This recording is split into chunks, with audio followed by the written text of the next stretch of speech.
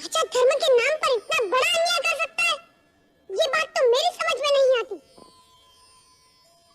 अरे किस पर इतना फिक्र रहे हो? कौन से राजा ने इतना बड़ा अन्याय किया है? राजा राम ने।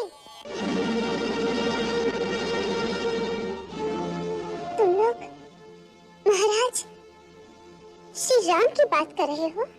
हाँ माता जी, आज गुरुदेव ने श्री राम के द्वारा हमें सीता माता के त्याग की कथा सुनाई। तब से भैया का कुछ शांति नहीं हो रहा।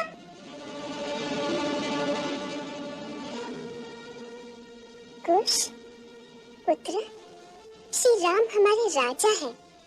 उन पर क्रोध करना कदापि उचित नहीं। परंतु राजा इतना बड़ा अन्याय करे, इसे सहना भी उचित नहीं। उन्होंने कोई अन्याय नहीं किया। एक निर्दोष पत्नी को जिसे वे स्वयं भी पवित्र मानते थे, केवल कुछ लोगों के कहने से घर से निकाल देना, यह सर्वथा अनुचित और अन्यायपूर्ण कार्य था। साधारण मानव भी यही कहेगा।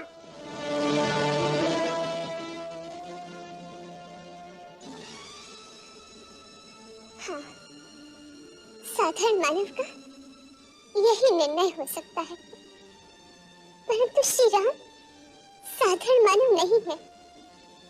उन्होंने इस अवतार में मर्यादा पुरुषोत्तम की अति कठिन भूमिका निभानी है। उनके लिए एक आदर्श राजा का धर्म एक पति के धर्म से अधिक महत्वपूर्ण था, क्योंकि राजा का प्रत्येक कर्म सारी प्रजा के जीवन पर गहरा प्रभाव डालता है।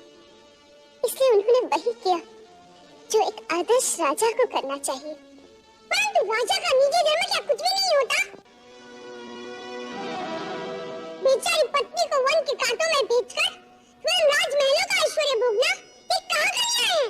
ये तुमसे किसने कह दिया कि वो स्वयं राजमहलों के ऐश्वर्य में खोए हुए थे? उन्होंने तो अपने जीवन के समस्त सुखों को भी सीता के साथ ही बनवास दे दिया। क्या गुरुदेव ने ये नहीं बताया कि वो राजमहल में भी सन्यासी की भांति रहते हैं? नहीं, गुरुदेव ने तो सीता माता के त्याग के पश्चात कथा सुना ही नहीं। कहते हैं समय आने पर बताएंगे। आपको शायद आगे की कथा का ज्ञान है, बताइए ना माता जी, आगे क्या हुआ?